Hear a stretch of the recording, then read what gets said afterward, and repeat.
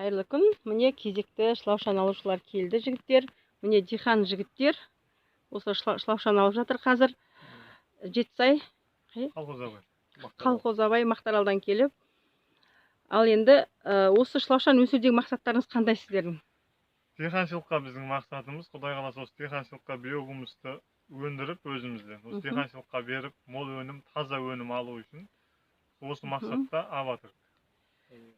Құдай қаласа осыны өзіміздің диқаншылыққа берейік. Кәсіптеріңізге Алла береке берсін.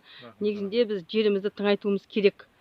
Ал енді қазір мына шлаушанды апарып, бұрысын қолыңызға ұстайсыз да, гөңге жібересіз. Бір 15-20 минуттан кейін қайтадан шығып кететін болса, демек ол гөң ұнамайды деген сөз да. Ал егер кіріп шықпай қалса, ортасын мынандай ашасыз, ортасын кәдімгідей мынандай ортасын ашасыз да, бетіне шашып тастамаңыз, ортасын кәдімгідей ойып ашып аласыз да мына жердің.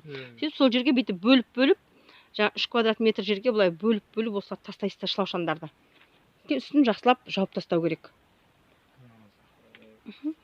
Сонан соң бір айдың көлемінде жаңалдегі 5 ақаны алып, аударып, ішінде тығыз алып қалады, метанға жиналады. Соны не қылып қоясыз, аударып, қопсытып қоясыздар. Жеткен шлаушандар жақсы жүру үшін бұл өте қажетті. Ал мына жас кәсіпкерлерге Алла кәсіптеріңізге береке берсін дейміз. Біз осындай жастардың биогумус өндіргеніне өте қуанамыз. Өйткені біздің болашағымыз осы жастарда.